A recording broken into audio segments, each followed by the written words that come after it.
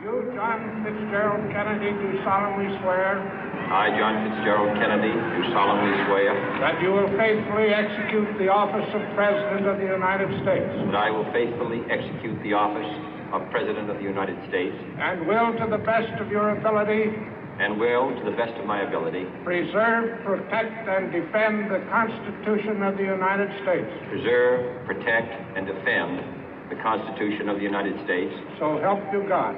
So help me God.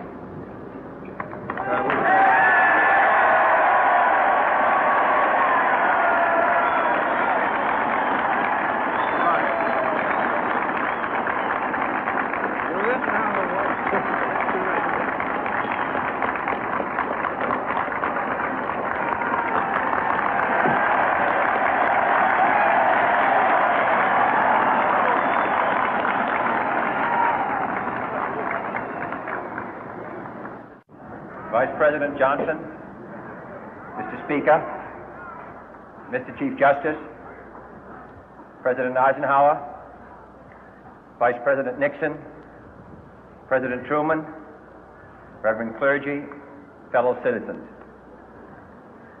We observe today not a victory of party, but a celebration of freedom, symbolizing an end as well as a beginning, signifying renewal as well as change. For I have sworn before you and Almighty God the same solemn oath our forebears prescribed nearly a century and 3/4 ago. The world is very different now, for man holds in his mortal hands the power to abolish all forms of human poverty and all forms of human life. And yet the same revolutionary beliefs for which our forebears fought are still at issue around the globe. The belief that the rights of man come not from the generosity of the state, but from the hand of God. We dare not forget today that we are the heirs of that first revolution. Let the word go forth from this time and place to friend and foe alike that the torch has been passed to a new generation of Americans born in this century, tempered by war, disciplined by a hard and bitter peace, proud of our ancient heritage, and unwilling to witness or permit the slow undoing of those human rights to which this nation has always been committed and to which we are committed today at home and around the world.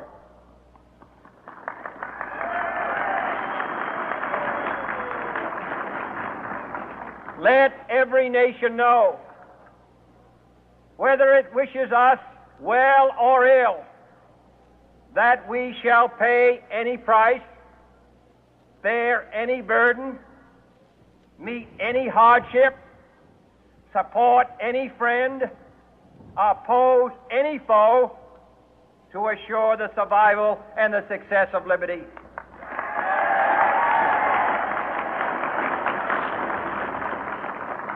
This much we pledge and more.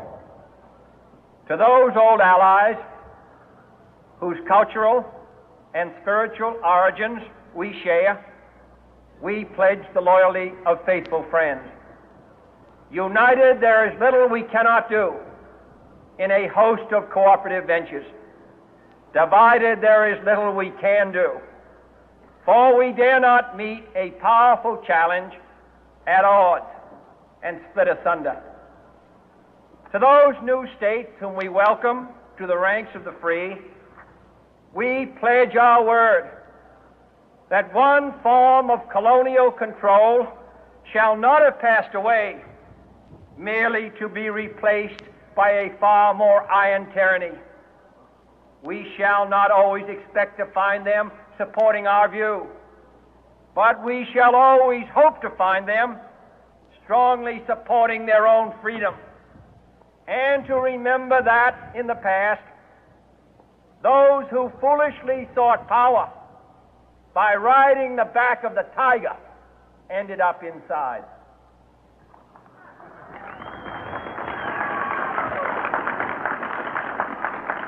To those people in the huts and villages of half the globe struggling to break the bonds of mass misery, we pledge our best efforts to help them help themselves for whatever period is required, not because the communists may be doing it, not because we seek their votes, but because it is right. If a free society cannot help the many who are poor, it cannot save the few who are rich.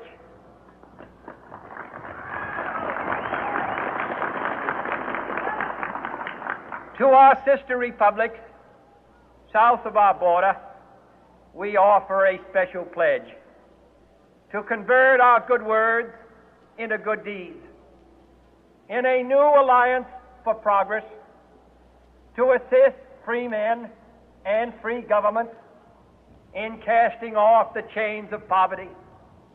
But this peaceful revolution of hope cannot become the prey of hostile powers. Let all our neighbors know that we shall join with them to oppose aggression or subversion anywhere in the Americas. And let every other power know that this hemisphere intends to remain the master of its own house.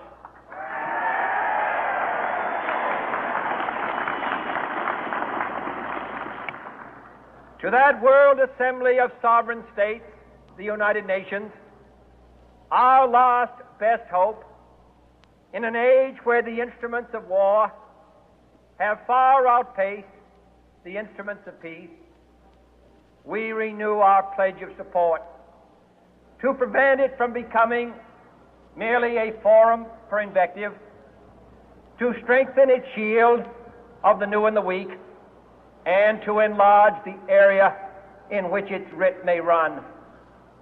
Finally, to those nations who would make themselves our adversary, we offer not a pledge, but a request that both sides begin anew the quest for peace.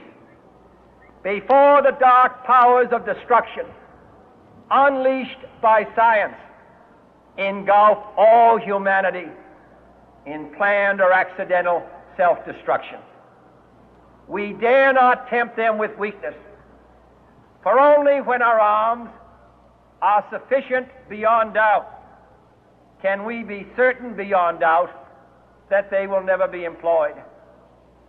But neither can two great and powerful groups of nations take comfort from our present course, both sides overburdened by the cost of modern weapons, both rightly alarmed by the steady spread of the deadly atom, yet both racing to alter that uncertain balance of terror that stays the hand of mankind's final war. So let us begin anew, remembering on both sides that civility is not a sign of weakness, and sincerity is always subject to proof. Let us never negotiate out of fear, but let us never fear to negotiate.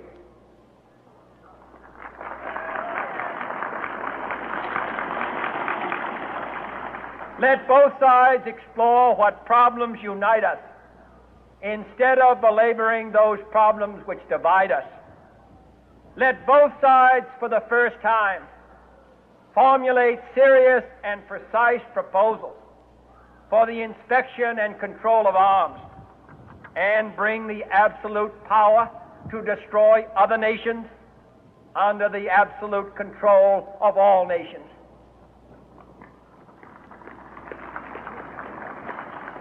Let both sides seek to invoke the wonders of science instead of its terrors.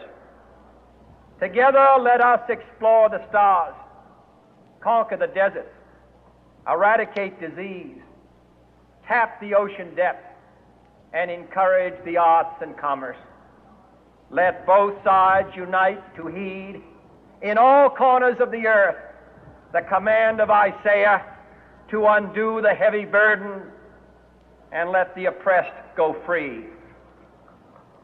And if a beachhead of cooperation may push back the jungle of suspicion, let both sides join in creating a new endeavor, not a new balance of power, but a new world of law, where the strong are just and the weak secure and the peace preserved. All this will not be finished in the first 100 days, nor will it be finished in the first 1,000 days, nor in the life of this administration, nor even perhaps in our lifetime on this planet. But let us begin.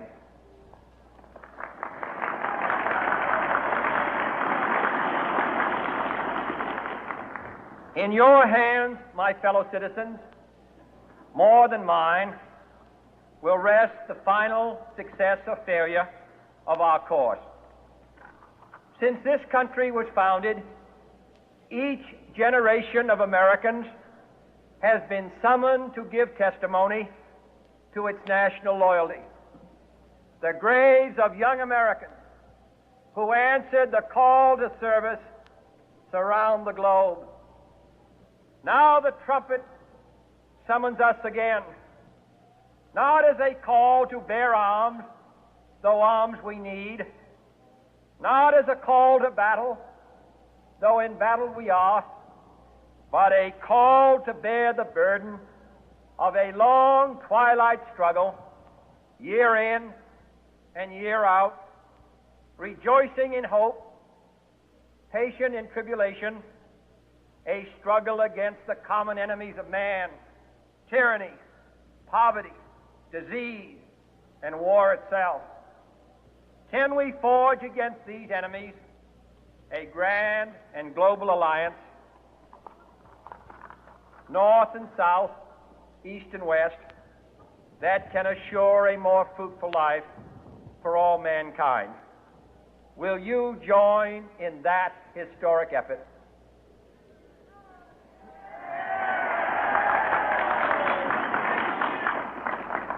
In the long history of the world, only a few generations have been granted the role of defending freedom in its hour of maximum danger. I do not shrink from this responsibility. I welcome it.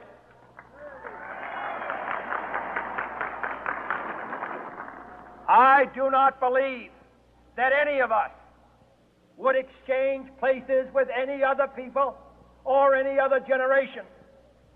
The energy, the faith, the devotion which we bring to this endeavor will light our country and all who serve it.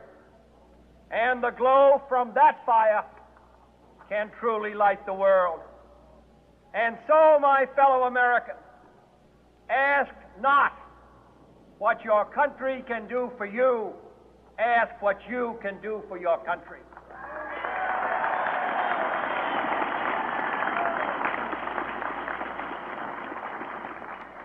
My fellow citizens of the world, ask not what America will do for you, but what together we can do for the freedom of man.